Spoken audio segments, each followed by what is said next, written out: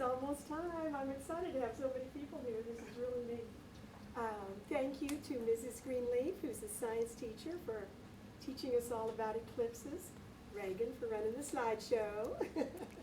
Thank you to Mike and Grant and the Media Center for they're live streaming this now, so people can watch it that couldn't get here. And also, if you want to watch it again, or someone says, "Oh, I missed it," you tell them to look at our Facebook page, the Kiowa County Library, or the Kiowa County Media Center's Facebook page. If you're in there too, so everybody should be able to see it.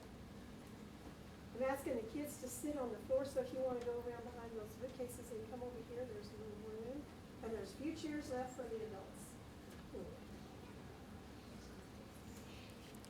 Okay, I think it's 10 o'clock. Well, first of all, I want to thank the library and Miss Debbie for inviting me to come and share a little bit of information with you guys. First of all, I am a teacher. There will not be a test at the end of this, but I'm okay with you asking questions, and I'm going to ask you guys some questions as well. I'm lucky enough to have a couple students in the seats today, so I'm hoping that they'll be able to answer some questions for me from some stuff that we've talked about. Again, if you have something, raise your hand. I'll holler at you, try to answer your question for you. We're going to start with just some basic science stuff. So, Debbie, if you want to kick the lights off, I'm going to turn my light on. So what we're going to experience here in a little bit is what they call the All-American eclipse. And so what's with the fancy name? Gator, go.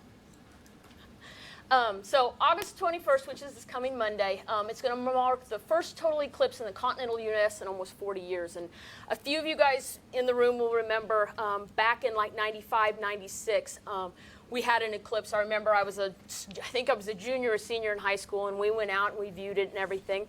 But it wasn't a total eclipse.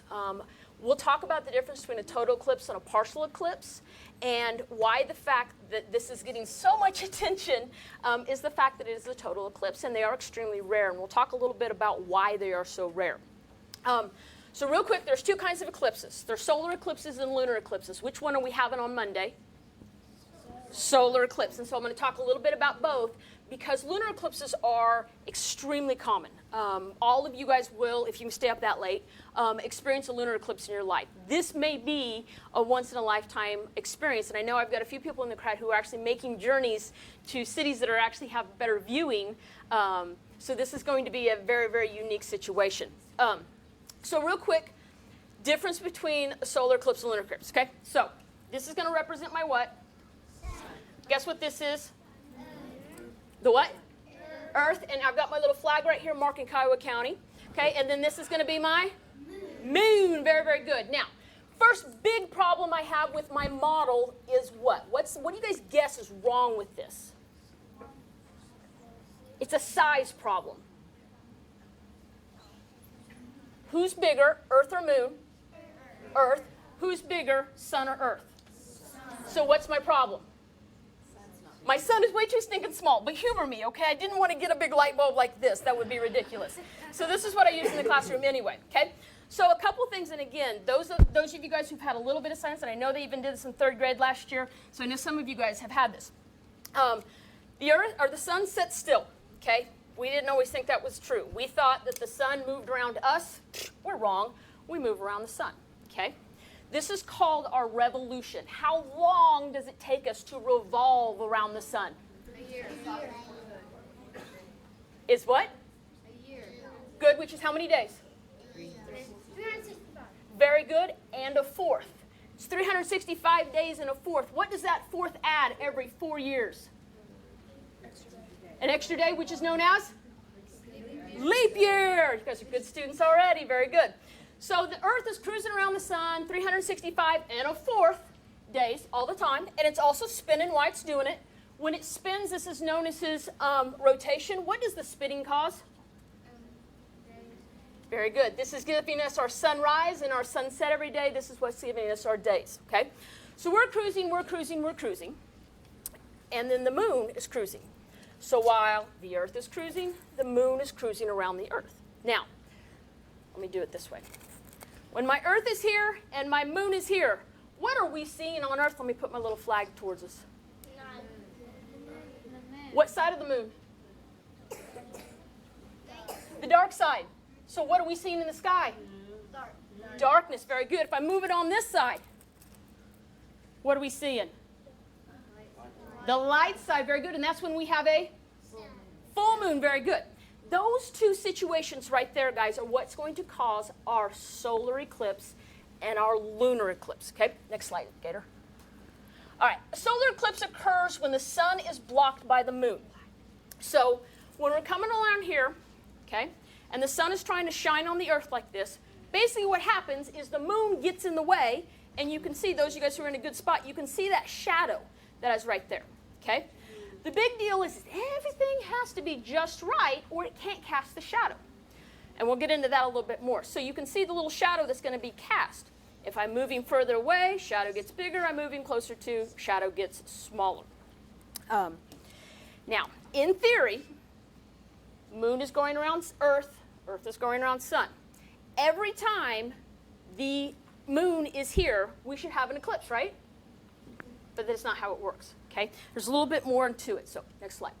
All right, why is viewing a solar eclipse a once-in-a-lifetime event? Meaning, why is this so stinking rare, and why is everybody talking about it, and everybody's excited about Monday, and those of you guys who aren't in school yet, it's going to be perfect, because you're going to get to view it with your parents or grandparents or whoever. Those kids that are at school, hopefully their teacher will take time to take them out and let them see it. Go ahead, next slide. First of all, 70% of the Earth is covered with water. So that means 70% of the eclipses happen where? Ocean. Good. Do people live in the ocean? No. So they don't get to see it, okay? A few years ago, and this is probably actually more than a few, it's probably more back when I was in college, the total eclipse was actually happening in the Bermuda Triangle. So people took cruise ships out and set in the middle of the ocean, and this is actually something that a lot of people do. They will actually, wherever they're located at, they'll go. Hawaii is lucky to have a lot of solar eclipses, and so a lot of people vacation or transition there, just like a lot of people are going to Nebraska or they're going up around Atchison on Monday to view it. A lot of people will actually find spots in the ocean to actually go view it as well. The second thing is that the moon's revolution is tilted 5%. So remember I said when we go this way, we revolve. Now, the moon doesn't cruise around the Earth like this. He's tilted. So he actually moves like this. So that doesn't put him in the right angle to actually block the sun as well. So it actually cuts down. So it has to be exactly perfect in order for the moon to then get in front of the sun and create that shadow that we're going to get to see on Monday. Okay, next slide. All right. The other thing is the moon's revolution is the ellipse, okay? The Earth doesn't cruise around the sun in a circle. It's an oval, okay? Astronomers call it an ellipse. It's an oval, okay? Which basically means he's wide in some spots and he's narrower in the other, so he moves like this. This puts us further away from the sun at times and puts us closer to the sun at times. Well, the moon does the exact same thing. The moon just doesn't go around the sun or go around the Earth like that. He actually goes at an angle. What does that do?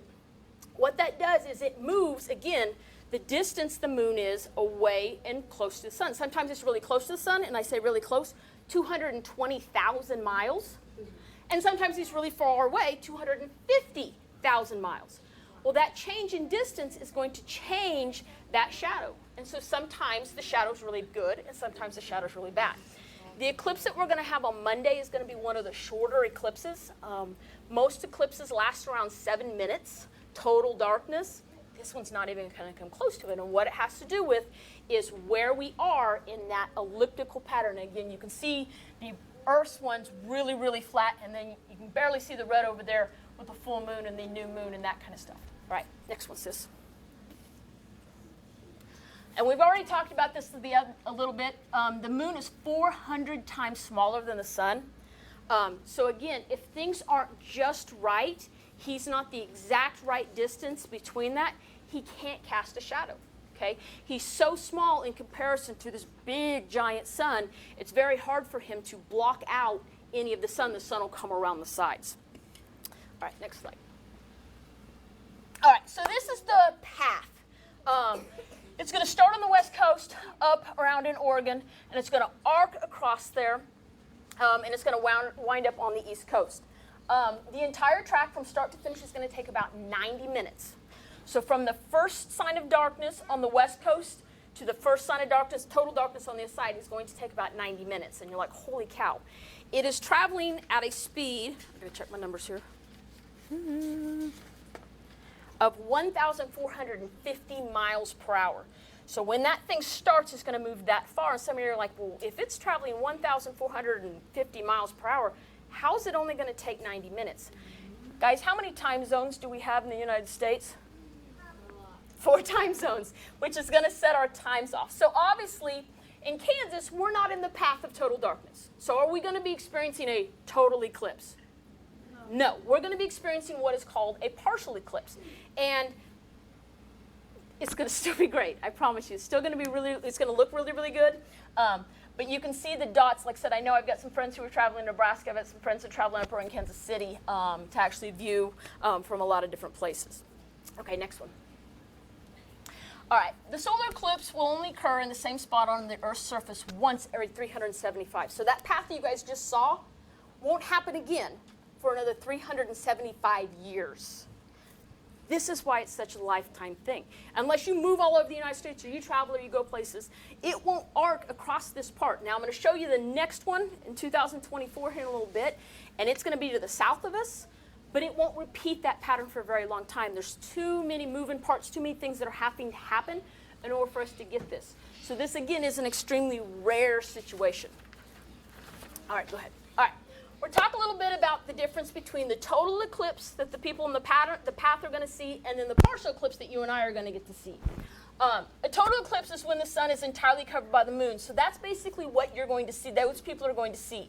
The sun is basically going to vanish. You will still see parts of the sun, and I'll tell you guys a little bit about what that's called. But basically, it will go from being complete and absolute beautiful blue skies out there to complete darkness in the middle of the day. Historically, this was very, very strange.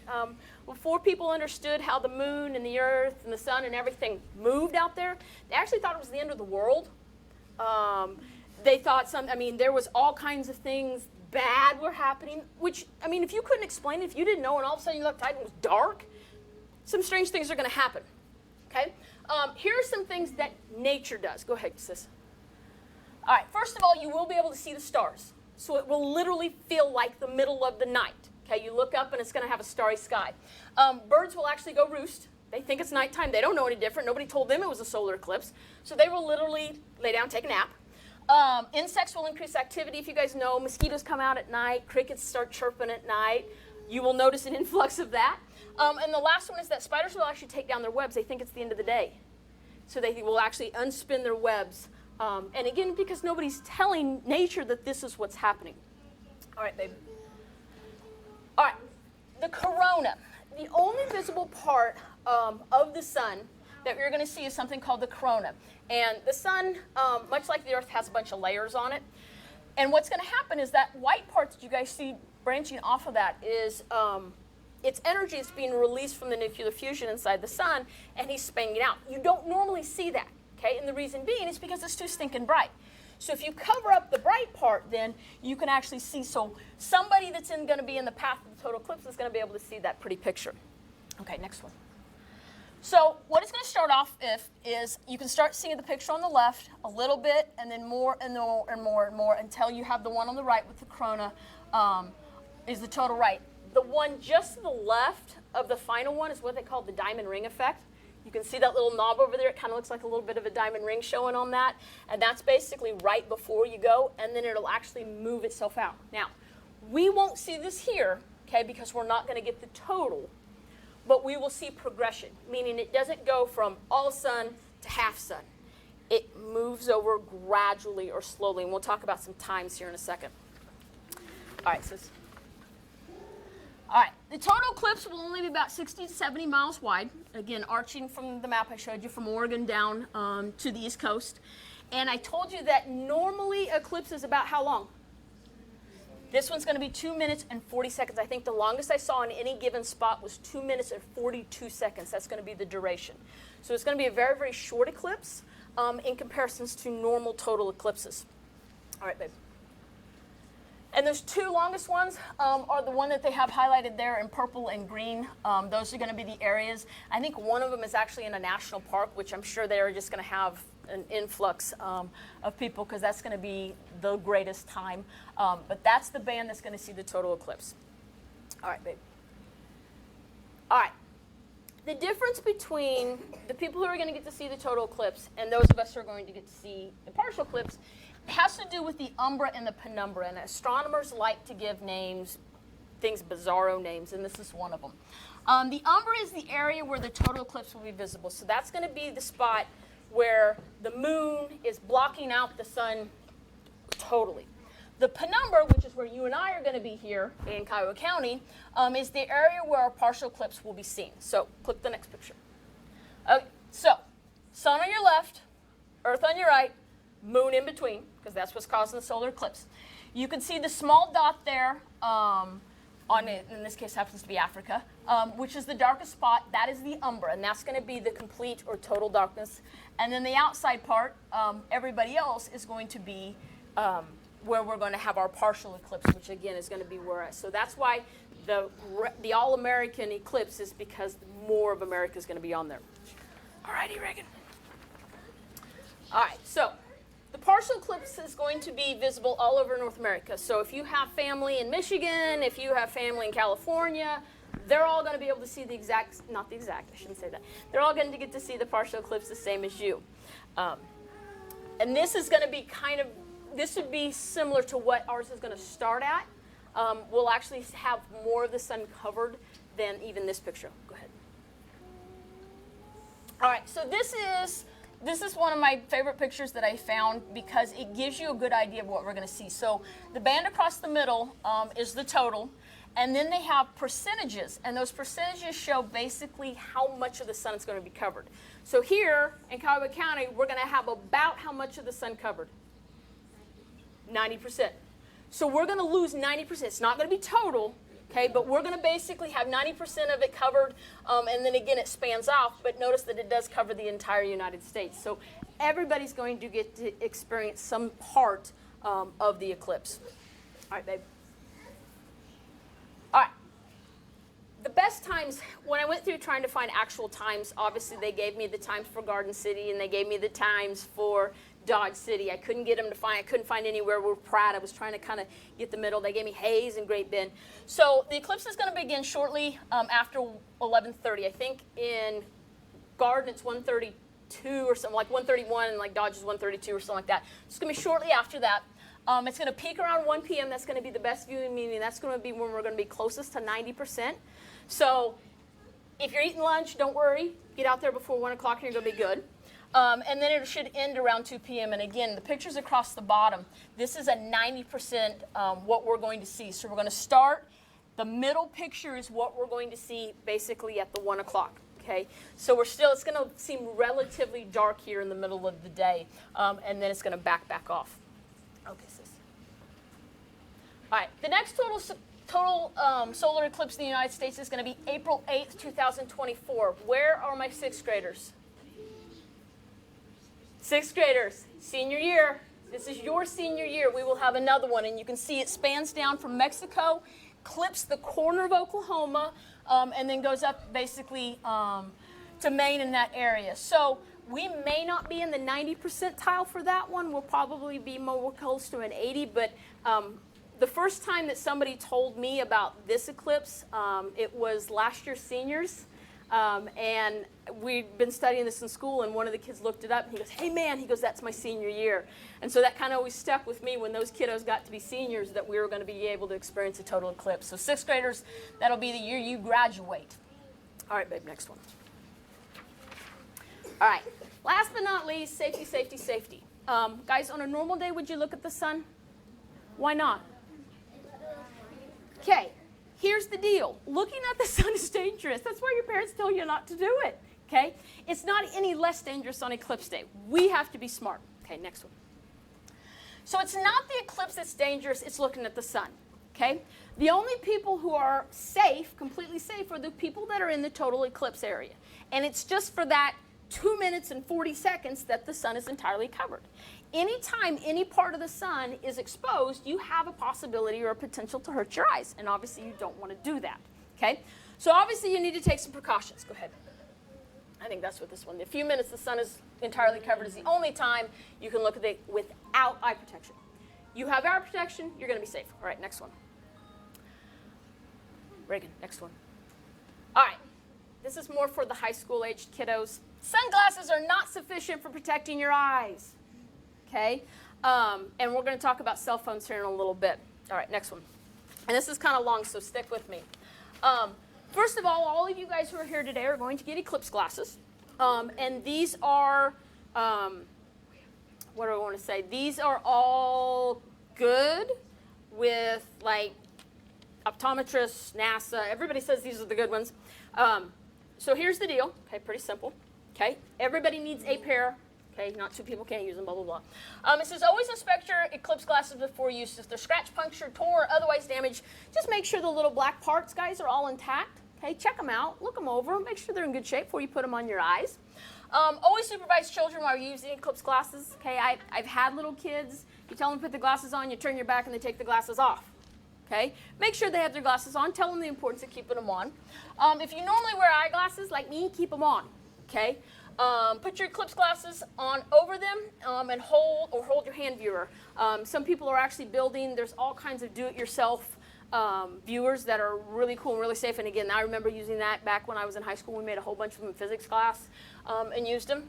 It says stand still and cover your eyes with your Eclipse glasses or solar viewer before looking. So you want to put everything on, okay, and then look up, okay? And then it says, after looking at the sun, turn away and remove your eyes. It says, do not look at the sun through unfiltered cameras. So please, please, please, on Monday, don't take a selfie with you in the sun. Okay? You wouldn't do that normally. Don't do it just because it's Eclipse Day. Again, you're going to damage your eyes. Okay? Don't look through telescopes, binoculars, or other optical devices, including cell phones. You can actually buy filters to actually photograph it. Again, if you want to see it, there's going to be pictures on the internet. There's going to be pictures on that. If not, wear your viewing glasses at all times. Questions? I talked very, very quickly today. We are done. Don't click anything. Just leave it. No, just leave it. That's the last slide. Sorry, I should have told you that. Questions? Miss Debbie? Yeah, she has your glasses. Make sure you grab a pair. Appreciate you guys all coming. Have a great time with it on Monday. Again, once-in-a-lifetime opportunity, unless you're moving, to the corner of Oklahoma between now and 2024. Thank you, guys. Thank you. And we will Thank you. Thank you so much. And we will be here Monday. If you know someone that missed today, they can come Monday, and we'll have moon pies. Reagan, what time is it? What time's the clock say? Don't click on anything. Okay, go get my phone. James. James, stay down. Get down.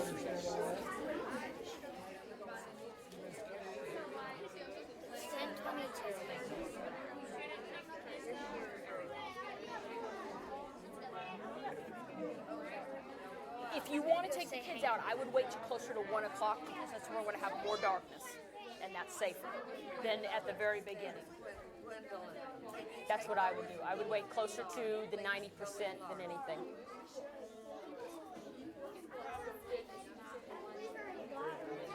Yeah, if they're going to be goofy and can't focus and won't keep them on their eyes, don't even.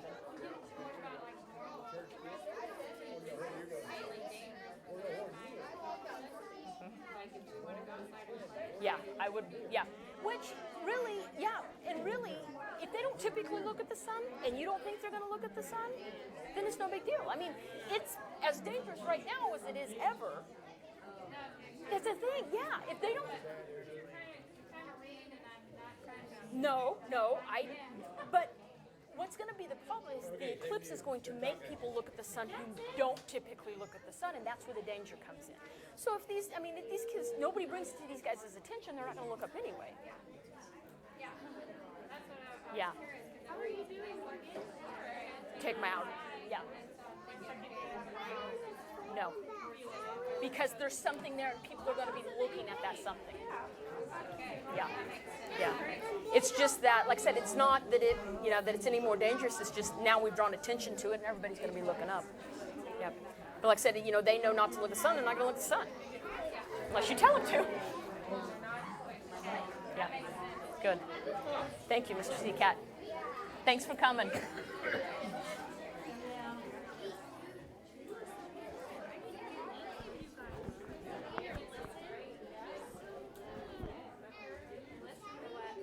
You're an awfully good teacher. This is not my norm at all. I am way more comfortable in my class.